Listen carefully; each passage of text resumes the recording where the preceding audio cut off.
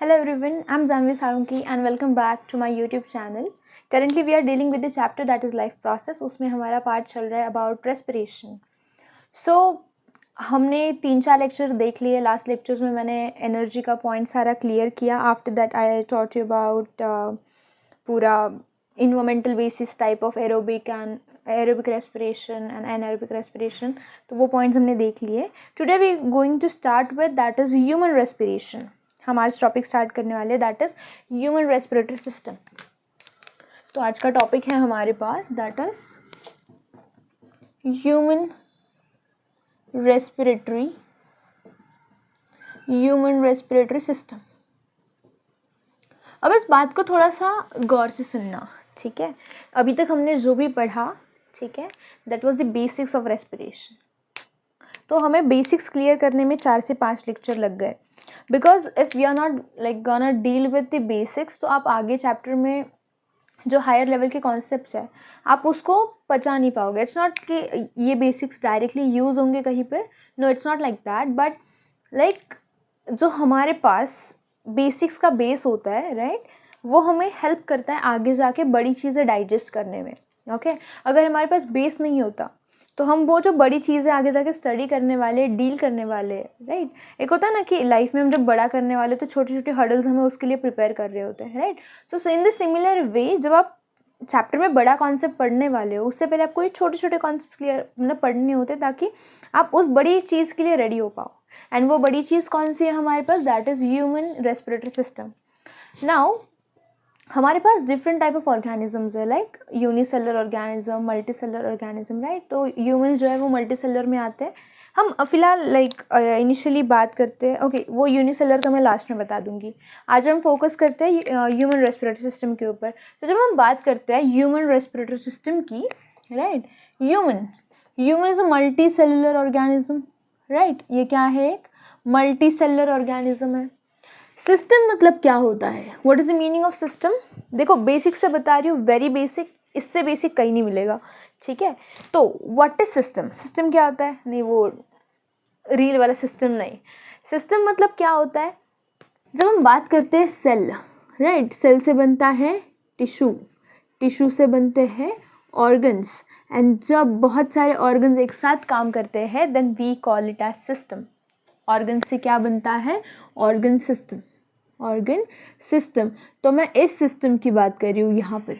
So what is system? System means what? System मतलब हमारे पास है that a group of organs. System मतलब क्या है? सिस्टम मतलब a group of organs, group of organs working in a coordination, in a coordination to give us a smooth metabolic process. ठीक है. So what is system? System क्या होता है हमारे पास? सिस्टम मतलब वो चीज़, लाइक वो particular group of organs, right, जो जिससे क्या होगा, एक पर्टिकुलर मेटाबॉलिक रिएक्शन कंप्लीट हो गया, फिर मेटाबॉलिक प्रोसेस कंप्लीट होगा, ताकि वो जो पर्टिकुलर मेटाबॉलिक रिएक्शन है, प्रोसेस है, वो स्मूथली एंड कोऑर्डिनेशन में हो जाए. इसके लिए बहुत सारे ऑर्गन्स एक साथ आके काम करते हैं और उस ऑर्गन के ग्रुप को हम बोलते हैं system. So when we are talking about human respiratory system, right, when we are talking about human respiratory system, system मतलब मैंने बताया ग्रुप ऑफ ऑर्गन्स है. सो जब हम बात करते हैं ह्यूमन रेस्पिरेटरी सिस्टम के अंदर, then which are the organs that are involved in human respiratory system?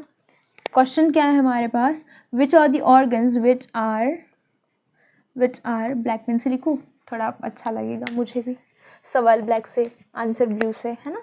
या सवाल हमारे पास ये है कि which are the organs that are involved in किसमें? In human respiratory system, human respiratory. ये सवाल है हमारे पास. कौन कौन से ऑर्गन्स आते हैं अब इसमें? हमारे पास बहुत सारे ऑर्गन्स हैं. जब हम बात करते हैं ह्यूमन रेस्पिरेटरी सिस्टम की, इट स्टार्ट्स विथ, हमें पता है, इट स्टार्ट्स विथ नॉस्ट्रल्स, किससे स्टार्ट होता है ये? Nostril, nostril, TRIL, nostril. Nostril के बाद क्या है हमारे पास? वी हैव थ्रोट, ये भी एक ऑर्गन है। थ्रोट के बाद क्या है हमारे पास? लंग्स है। लंग्स के बाद हमारे पास ब्लड वेसल्स, ब्लड वेसल्स। तो ये सारे ऑर्गन्स हमारे पास किसके अंदर आते हैं? नॉस्ट्रल्स के अंदर आते हैं। लंग्स के अंदर वी हैव एल्वोलाई। तो ये सारी चीज़ें इसके अंदर आती है। अब देखो, हमें पता चल गया कौन कौन से ऑर्गन्स आते हैं, कौन कौन से क्या आता है, क्या आता है, क्या नहीं आता। ओके, तो नॉस्ट्रल एक ऑर्गन हो गया, थ्रोट दूसरा हो गया, लंग्स तीसरा हो गया, ब्लड वेसल्स आती है।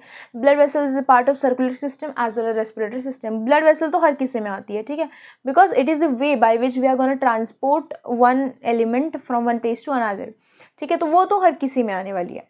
So what are the components of human respiratory system? ये सवाल इस तरह से भी पूछा जा सकता है कि कंपोनेंट्स, इन्हीं को हम क्या बोलते हैं? Components of human respiratory system. तो कंपोनेंट्स कौन? कंपोनेंट्स मतलब क्या होता है? What is the meaning of component? Component मतलब कि वो जो पर्टिकुलर एक चीज़ है वो किन किन चीज़ों से बन के मिली, मतलब मिल के बनी है, उसे हम बोलते हैं कंपोनेंट्स। सो उसमें कौन कौन आता है? सबसे पहले आते हैं नॉस्ट्रल, फिर आता है throat, lungs and blood vessel. आप ब्लड वेसल लिख भी सकते हो, नहीं भी लिख सकते हो, बट मोस्टली ये 3 चीज़ें आती है, ठीक है। सो या this were the components of human respiratory system. अब हम देखते हैं pathway of human respiratory system कि एक्चुअल में ये वर्क कैसे करता है।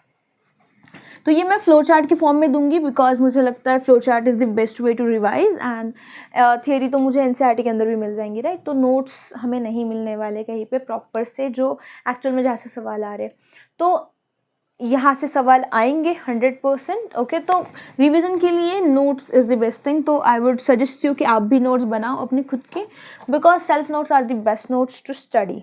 ओके ओके, तो पाथवे, अभी हम नेक्स्ट टॉपिक देखते हैं, इसी में कंटिन्यू करना सब point, that is pathway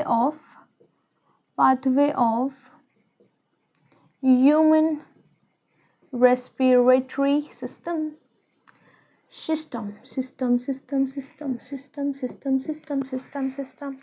system. Okay, सबसे पहली बात कौन सी है? सबसे पहली, ये सारा जो खेल है, देखो डिटेल में बताऊंगी, बिल्कुल नहीं भगाऊंगी, ठीक है, एकदम से full on. Let me check ये प्ले हो रहा है नहीं हो रहा है। ओके, मुझे ऐसे डर लगता है बहुत ज़्यादा। Okay, starting the pathway of human respiratory system. देखो, बात को समझो, करना क्या है। सबसे पहले ह्यूमन रेस्पिरेटरी सिस्टम क्यों पढ़ना है? ओके, पाथवे पढ़ने से पहले ये समझो कि पाथवे कर क्या रहा है, ठीक है। सो फंक्शन क्या है पाथवे का? क्या फंक्शन है? फंक्शन क्या है पाथवे का? मतलब क्यों ये पाथवे इंपॉर्टेंट है बॉडी के अंदर? क्यों इंपॉर्टेंट है? रेस्पिरेशन क्या है? रेस्पिरेशन क्या होता है? जब हम बात कर रहे हैं रेस्पिरेशन की, तो क्या होता है रेस्पिरेशन? क्या होता है रेस्पिरेशन? तो हम सबको पता है कि मैम रेस्पिरेशन वो होता है तो जिसमें जो हमें क्या करता है, फूड के ब्रेकडाउन में हेल्प करता है। किस में हेल्प करता है? It is the process. ये भी फर्स्ट लेक्चर से देख रही हो, अगर आपको लिखना है तो आप लिख सकते हो ये पर्टिकुलर चीज़, वरना स्किप भी कर सकते हो, पहले सुन लो, फिर अगर आपको कुछ इंपॉर्टेंट लगे तो आप इस स्लाइड में से नोट डाउन कर सकते हो, बिकॉज मैं जस्ट पीछे के जो कॉन्सेप्ट हो चुके हैं हमारे, उसे ब्रशअप कर रही हूँ ताकि आप कनेक्ट कर पाओ वो क्यों पढ़ाया था मैम ने, ठीक है। क्योंकि बेसिक्स में मैंने इतने लेक्चर्स लगा दिए, क्यों लगा दिए? Out of mind to new man, right, because I know that basics are important, ठीक है, बिकॉज बेसिक्स अगर क्लियर है तो बाकी इंसान कुछ भी कर लेगा। तो ओके, रेस्पिरेशन क्या है? रेस्पिरेशन इज दी, क्या है respiration? Respiration is the process in which हमने क्या किया था? ब्रेकडाउन ऑफ फूड किया था, राइट। अब देखो, ये जो मेरे पास क्या था, फूड था, और ये प्रोसेस हो कहाँ पे रही है? ये जो रेस्पिरेशन की प्रोसेस कहाँ पे हो रही है? Occurs in cell. अकर कहाँ पे हो रही है? सेल के अंदर। बट दिक्कत क्या है फिर? सेल के अंदर हो रही है तो फिर इसमें अभी देखो, सेल तो पूरे बॉडी में है ना। बेसिकली सेल में ये प्रोसेस हो रही है, इसका प्रोडक्ट क्या है? Occurs in cell. इसका प्रोडक्ट हमें क्या मिलने वाला है? प्रोडक्ट हमें मिलने वाला है CO2 प्लस एनर्जी, इसका प्रोडक्ट है ना। CO2 बॉडी को चाहिए नहीं, राइट। CO2, ये जो मेरे पास CO2 है, body do not need CO2, body do not need CO2। So for body ये जो CO2 है ये works as excretory product and body क्या चाहती है, बॉडी चाहती है कि एज सुन एज पॉसिबल इसे बॉडी से बाहर निकाल दिया जाए, है ना। As soon as possible we should remove this from cell, ये चाहती है हमारी बॉडी, ये चाहती है। देखो लिखना नहीं लिखना आपके ऊपर है, ठीक है। पहले सुन लो, पूरी स्टोरी सुन लो, स्टोरी के जैसे इमेजिन करो इस पर्टिकुलर चीज़ को। रेस्पिरेशन क्या है, ये एक प्रोसेस है जिसमें क्या हो रहा है, ब्रेकडाउन ऑफ ग्लूकोज हो रहा है। क्या हो रहा है, ब्रेकडाउन ऑफ ग्लूकोज हो रहा है।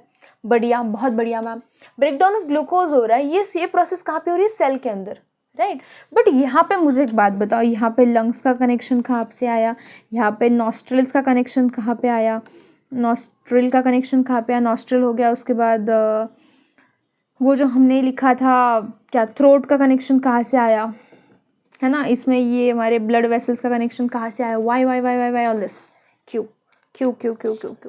वाई, थोड़ा सोचो, ये CO2 है ना, क्यों, बिकॉज देखो मैं बताती हूँ आप लोगों को, दैट इज यहाँ पे ये जो मेरे पास है बेसिकली रेस्पिरेशन, ठीक है।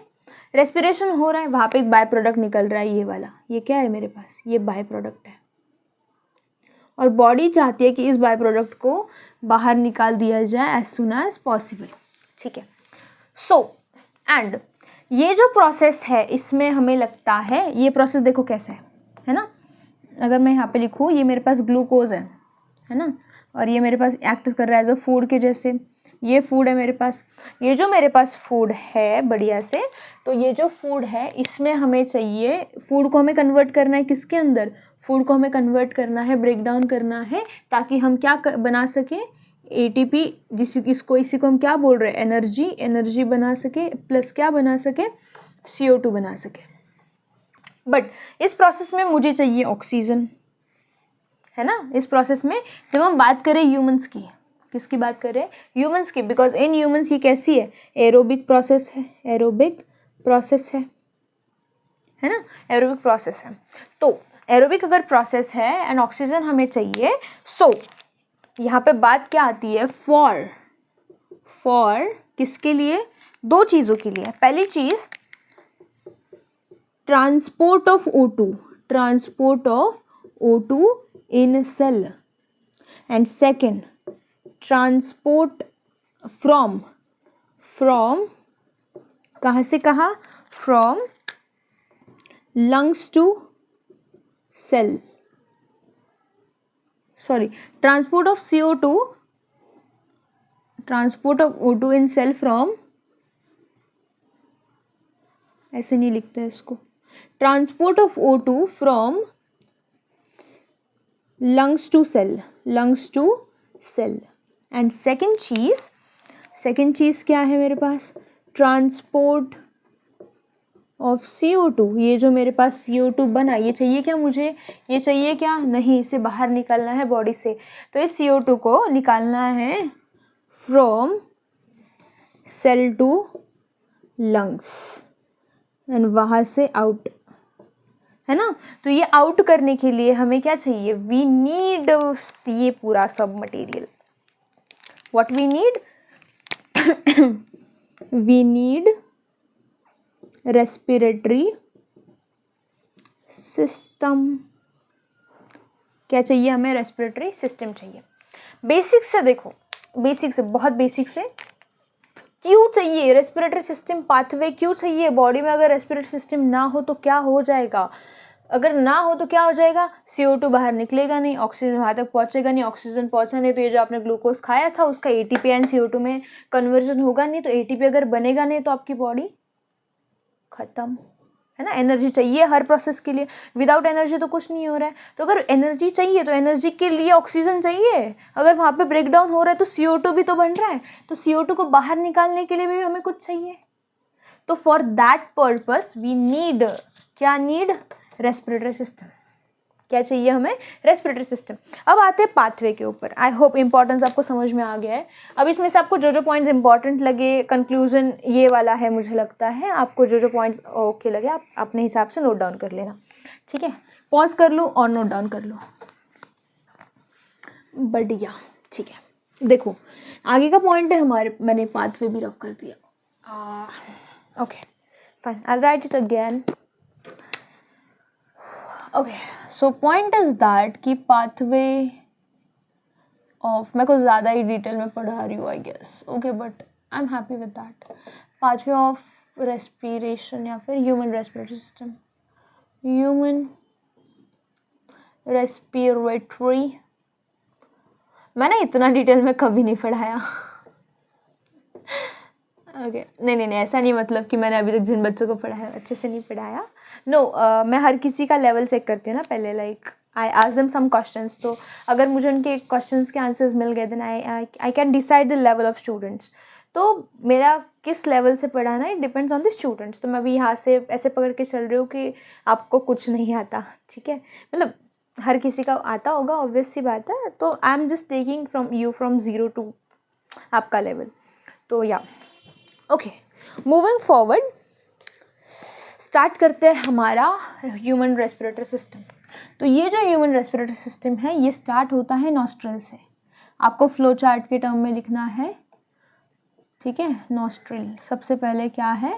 नॉस्ट्रिल, ठीक है? क्या होता है हमारा नॉस्ट्रिल? क्या है नॉस्ट्रिल? देखो, let me have a sip of water please.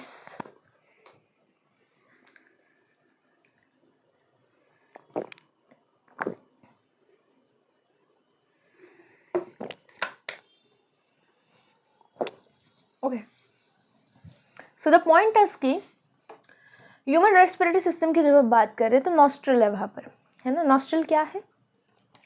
Nostril is a organ या फिर इज ओपनिंग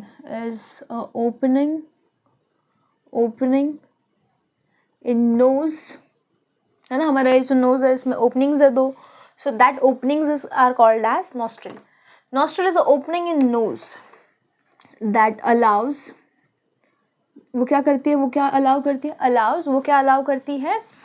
अलाउ करती है CO2 from lungs to environment, ठीक है? एंड दूसरी चीज़ वो क्या करती है? ऑक्सीजन को वो अलाउ करती है, कहाँ से कहाँ? फ्रॉम, या फिर ऑक्सीजन ना लिखो आप, लिखो एयर। एयर, ऑक्सीजन क्यों नहीं लिखा मैं बताती हूँ। From environment to lungs. Nostril क्या है? नॉस्ट्रल इज अ ओपनिंग, वो क्या है? They are the opening, are लिखो इज लिखो आपकी मर्जी। वो क्या है? ओपनिंग है आपके नोज के अंदर। वो क्या अलाउ करती है? वो अलाउ करती है हमारे पास कार्बन डाइऑक्साइड को, जो लंग्स से इन्वायरमेंट में जाएगा, मतलब कार्बन डाइऑक्साइड बॉडी को नहीं चाहिए, राइट? तो वो अंदर से बाहर जाएगा। तो लंग्स में आया, वो जो अभी मैंने बताया था, लंग्स में आ गया, सेल से लंग्स में वो ब्लड वेसल लेके आ जाएंगी। फिर लंग्स से जब वो इन्वायरमेंट में अलाउ करेगा, है ना, जो फ्रॉम लंग्स टू, जो लंग्स से आया तो उसे अपने इन्वायरमेंट में रिलीज कर दिया। इस पर्टिकुलर प्रोसेस के अंदर किसने हेल्प किया? नॉस्ट्रिल ने हेल्प किया। एयर, एयर क्यों लिखा हमने? बिकॉज एयर मतलब क्या होता है? Air is a composition, it is a mixture. Composition मतलब क्या? या फिर मिक्सचर, एयर मतलब मिक्सचर ऑफ मैनी गैसेस। अब जब इन्वायरमेंट में है, क्या आपको ऐसा लगता है कि इन्वायरमेंट में सिर्फ ऑक्सीजन होता है? नहीं, इन्वायरमेंट में हमारे पास ऑक्सीजन भी है, हमारे पास नाइट्रोजन भी है, हमारे पास कार्बन डाइऑक्साइड भी है, हमारे पास अभी फ़िलहाल पोल्यूशन है तो कार्बन मोनोऑक्साइड भी है, etcetera gases are present over there, है ना? In some amount, less more, according to हर किसी का इन्वायरमेंट, राइट? तो यहाँ पे सारी गैसेस प्रेजेंट है ना? वो सारी लंग्स के अंदर जा रही है। ऐसा थोड़ी है कि यहाँ पे नॉस्ट्रिल में कोई ऐसी सिलेक्टिवली परमेबल मेम्ब्रेन लगी है तो वो सिर्फ अलाउ करेंगी, नहीं, लंग्स में तो सारी जा रही है ना। तो वहाँ पे जाके वो जो हीमोग्लोबिन से बाइंड करेगी तो वो हो गया हमारा ऑक्सीजन, बाकी गैसेस एज इट इज़ वापस आ जाती है। सो ये क्या है? ये सारी गैसेस अंदर जाती है, उसी को हम क्या बोल रहे हैं, एयर, है ना। तो एयर अंदर जा रही है, उसमें से वो ऑक्सीजन बाइंड कर जाएगा, बाकी चीज़ें बाहर आ जाएंगी, ठीक है।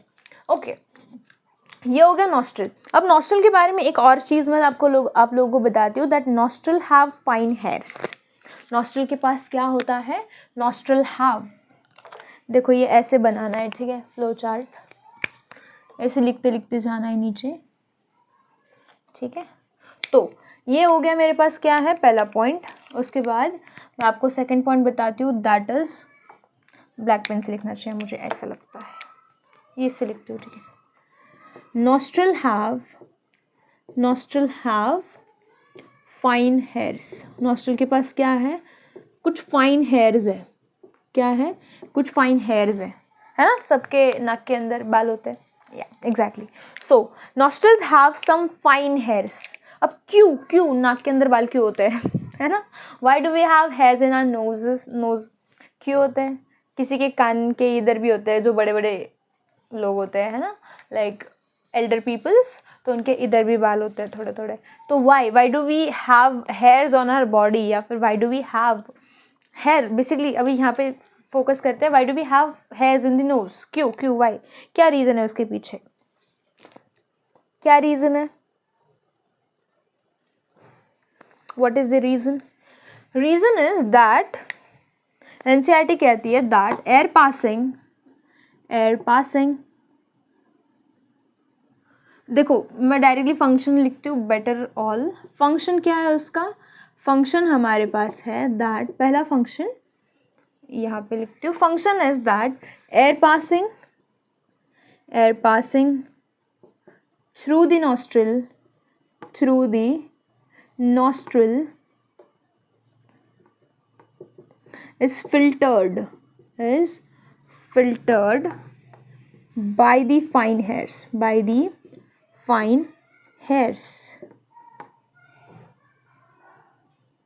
that lines the, ठीक है, इतना ही ठीक है, एनसीईआरटी की लाइन है, आप एनसीईआरटी खोल के बैठो, ठीक है, आपको पता चलेगा मैं कौन सा बता रही हूँ, क्यों बता रही हूँ। देखो एनसीईआरटी कहती है हमारी that air passing through the nostril is filtered, क्या करना है basically, what is the first, ये फिल्ट्रेशन, पहला फंक्शन क्या है, filtration of air.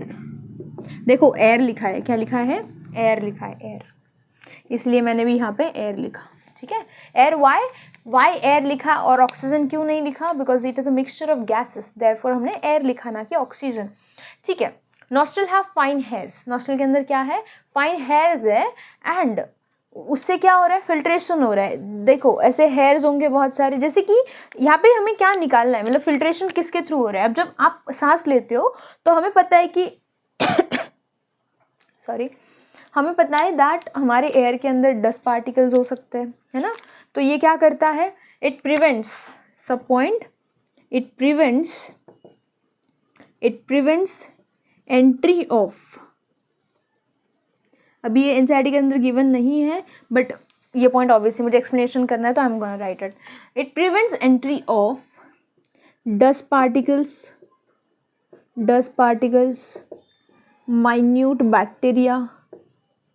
minute bacteria, viruses,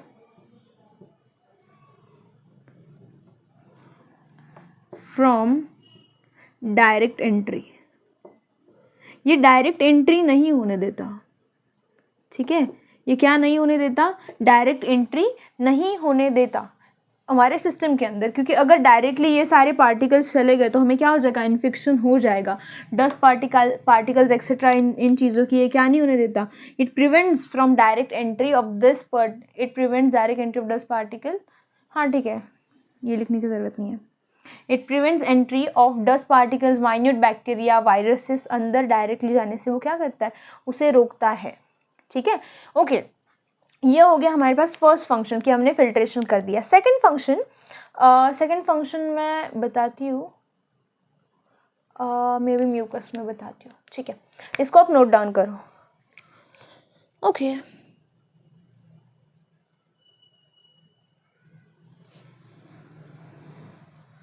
okay, देखो एक पॉइंट है, अभी यहाँ पे मुझे जगह नहीं है तो मैं इसको रफ कर रही हूँ, आपको नॉस्ट्रल में ही कंटिन्यू करना है, ठीक है। Okay,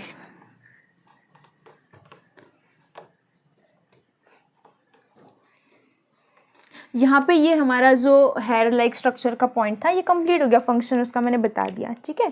next we have that nostril have, next point nostril have, nostril is लिखो, nostril is lined with layer of mucus। किससे लाइंड होती है ये? म्यूकस से। म्यूकस क्या है हमारे पास, क्या होता है म्यूकस?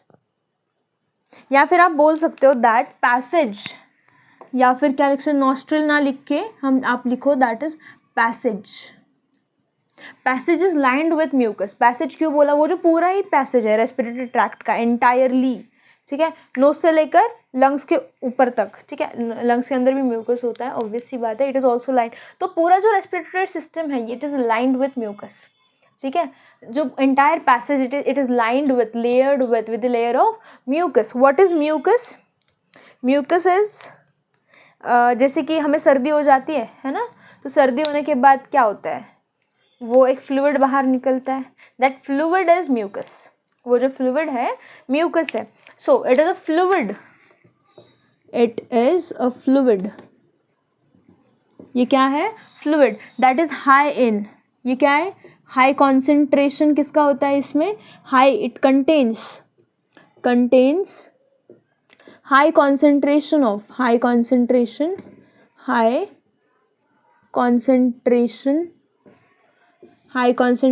ऑफ सॉल्ट, है ना, हाई कॉन्सेंट्रेशन ऑफ सॉल्ट्स। हमें पता है सबको, है ना, जो फ्लूइड बाहर निकलता है सबने कभी ना कभी ज़िंदगी में थोड़ा सा टेस्ट किया होगा, तो कैसे टेस्ट करता है वो? सॉल्टी सा टेस्ट करता है, right. So basically that mucus is okay fine, it is high in concentration with salts, ठीक है। तो ये जो म्यूकस है फ्लूइड है, तो ये इस फ्लूइड से पूरा हमारा रेस्पिरेटरी ट्रैक्ट क्या होता है? लेयर्ड, लाइंड होता है, ठीक है। अब इस म्यूकस का फंक्शन क्या है? क्यों ये म्यूकस हमारे बॉडी में प्रेजेंट होता है, फिर ये क्यों प्रेजेंट है? फंक्शन क्या है? फंक्शन मैं यहाँ पे लिखती हूँ, फंक्शन क्या है इस म्यूकस का? क्या फंक्शन है? What is function? क्या फंक्शन है?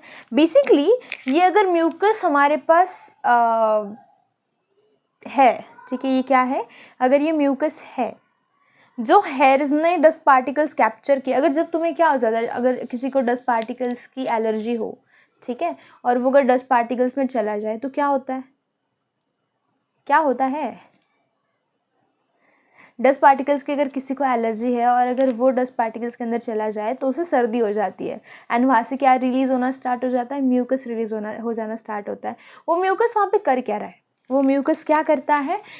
अभी देखो, ये जो पर्टिकुलर डस्ट पार्टिकल्स हेयर ने वगैरह वगैरह, डस्ट पार्टिकल्स, वायरस, बैक्टीरिया, ये जो हेयर ने कैप्चर किए हैं, ये जो वायरसेस, बैक्टीरिया, ये स्टिक हो जाते हैं कहाँ पर? म्यूकस में।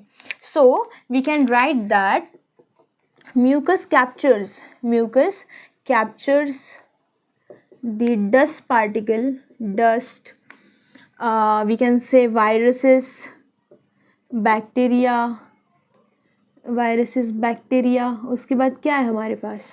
डस्ट, वायरसेस, बैक्टीरिया, और क्या था, और जो भी था, एक्सेट्रा एक्सेट्रा, ठीक है। तो ये क्या करता है? कैप्चर करता है जो हेयर, हमारे हेयर्स ने उसे ये किया है, जो हेयर ने उसे पकड़ा है, तो ये सारे उस पर जाकर स्टिक हो जाएंगे म्यूकस पे, ठीक है।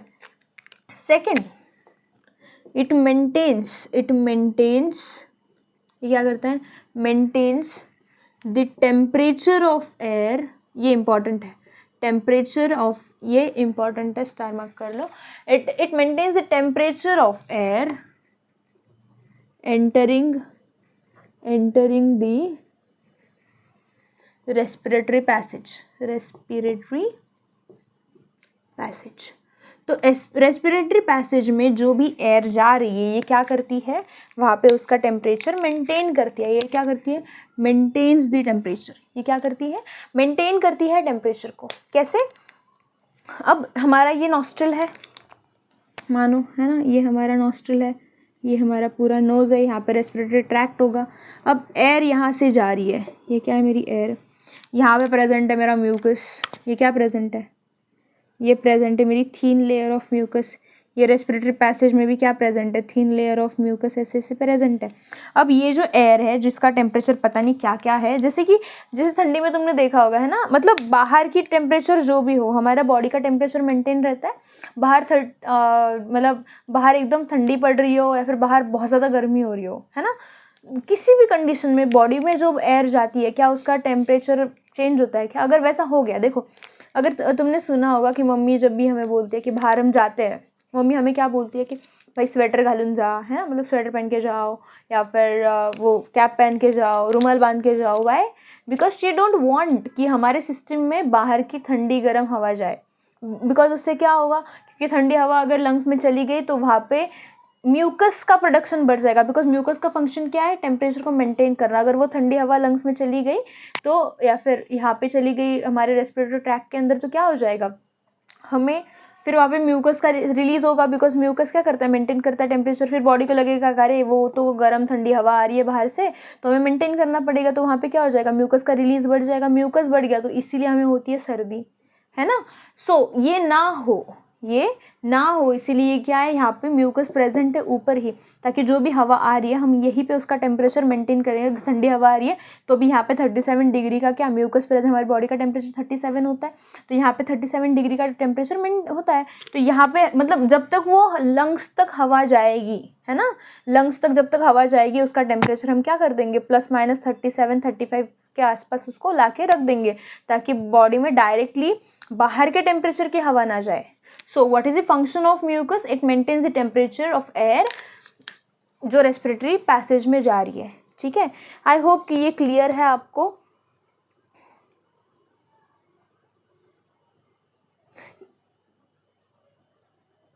ये जो पर्टिकुलर नॉस्ट्रल है, एक कॉन्सेप्ट और है मेरे पास, मतलब कॉन्सेप्ट नहीं है एक लाइन और बाकी है। एनसीईआरटी कहती है हमारी दैट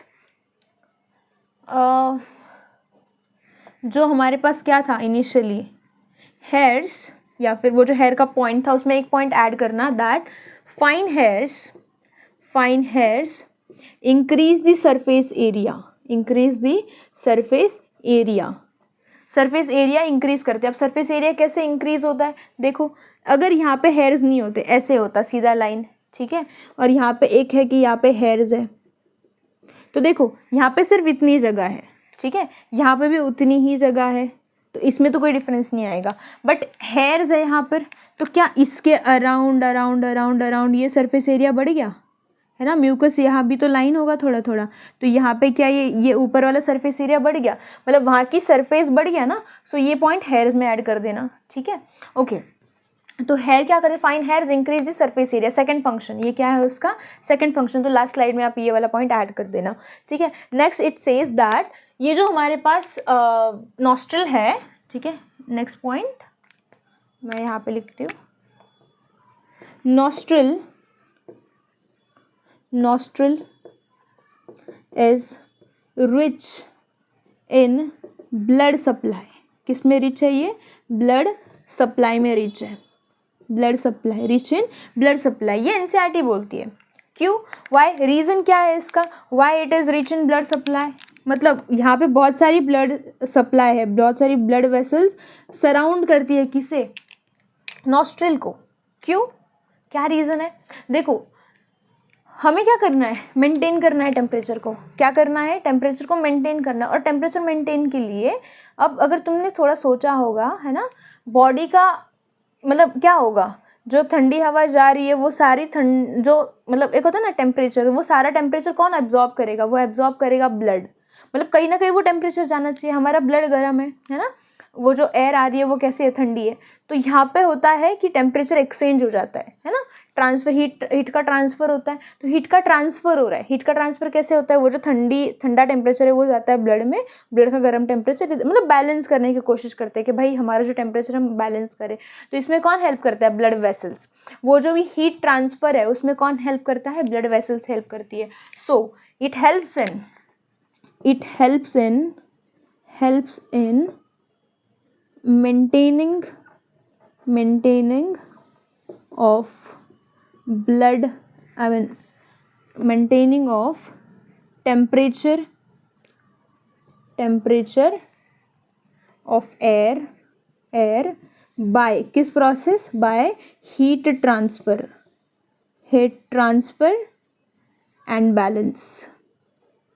तो हीट ट्रांसफ़र हो गया, हीट ट्रांसफ़र ठंडा हवा, जो भी ठंडा टेम्परेचर था, कोल्ड टेम्परेचर, वो ले लिया ब्लड ने, एंड ब्लड ने क्या पास ऑन किया, मतलब ये हो गया, मतलब ट्रांसफ़र हो गया हीट का, ठीक है। तो उससे हमने क्या कर दिया, मेंटेन कर दिया टेम्परेचर को, देयरफॉर नॉस्ट्रिल क्या है, रिच इन ब्लड सप्लाई, इसीलिए। ओके, आई होप ये पॉइंट आपको क्लियर होगा। आई डोंट थिंक सो इसमें कोई ये है। नॉस्ट्रिल का जो सरफेस है, ओके, एक पॉइंट एनसीईआरटी बोलती है, मैं नहीं चाहती वो रह जाए मुझसे। Surface of nostril is very delicate and fine and delicate, हाँ एग्जैक्टली, डेलिकेट एंड फाइन, मतलब बहुत ज़्यादा नाजुक होता है हमारी नॉस्ट्रिल्स, एकदम बहुत ज़्यादा नाजुक होता है। तो ये हमारे सारे पॉइंट्स थे। पहला पॉइंट हमने देखा नॉस्ट्रिल का, वो सब ये था, मतलब नॉस्ट्रिल में पहला पॉइंट हमने क्या देखा, फाइन हेयर्स का देखा। उसमें पहला फंक्शन था कि वो क्या करता है, कैप्चर करता है सारे bacterias, viruses etcetera etcetera. Second function में देखा फाइन हेयर्स इंक्रीज करता है सरफेस एरिया, ताकि वो जो कैप्चर हो रहा है वो बढ़िया से हो जाए। रीज़न क्या है fine hair surface area increase करने का, ताकि वो जो कैप्चर हो रहा है वो प्रॉपरली हो जाए, जितनी जगह बढ़ेगी उतना हम कैप्चर जल्दी कर पाएंगे। या देन उसके बाद म्यूकस वाला पॉइंट था, तो मैंने बताया म्यूकस क्यों इंपॉर्टेंट है। पहले तो कैप्चर करने के लिए, जो भी हमने कैप्चर किया उसको वही कैप्चर रखने के लिए, ठीक है, वहीं पे कैप्चर रखने के लिए। एंड सेकेंडली मेंटेन करता है ब्लड, वो जो एयर का टेम्परेचर है दैट, वो वाला। अब इस मेंटेन वाले टेम्परेचर में, मतलब टेम्परेचर मेंटेन करने में देखो कौन कौन हेल्प कर रहा है। मेंटेन टेम्परेचर करने में हमें कौन हेल्प कर रहा है, फर्स्टली म्यूकस हेल्प कर रहा है। कौन हेल्प कर रहा है, फर्स्टली म्यूकस हेल्प कर रहा है, and second blood supply help कर रहा है ना। मेंटेन टेम्परेचर में कौन हेल्प कर रहा है, दो चीज़ें, ये पॉइंट आप नोट डाउन करो।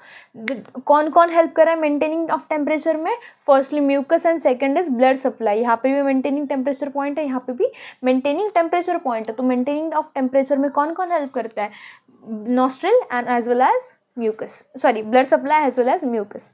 तो ये दो पॉइंट्स हमें याद रखने हैं। So this was the entire point of nostril. अब मुझे पता है कि यहाँ पे थ्रोट एंड लंग्स वाला पॉइंट रह जाता है, बट ये लेक्चर बहुत ज़्यादा लेंदी हो जाएगा, तो मैं इसका सेकंड पार्ट बनाऊंगी of pathway of human respiratory system, ठीक है। So that's it for today. अभी अगला जो पार्ट है, यहाँ पे अगला पार्ट आता है हमारे पास, दैट इज़ थ्रोट का। यहाँ पे क्या आता है, थ्रोट का। तो ये हम नेक्स्ट लेक्चर में देखेंगे। तो ये टू बी कंटिन्यूड, ठीक है, TBC। चलो बढ़िया, thank you for watching till the and. अगर लेक्चर अच्छा लगा हो तो मुझे बता देना, कमेंट कर देना, ठीक है, शेयर कर देना अपने दोस्तों को जिनको भी ये चैप्टर पढ़ने की ज़रूरत है। पढ़ो भाई, पेपर आ रहे हैं तुम लोगों के, ठीक है। Thank you so much for watching till the end. See you in the next lecture, till then take care, bye.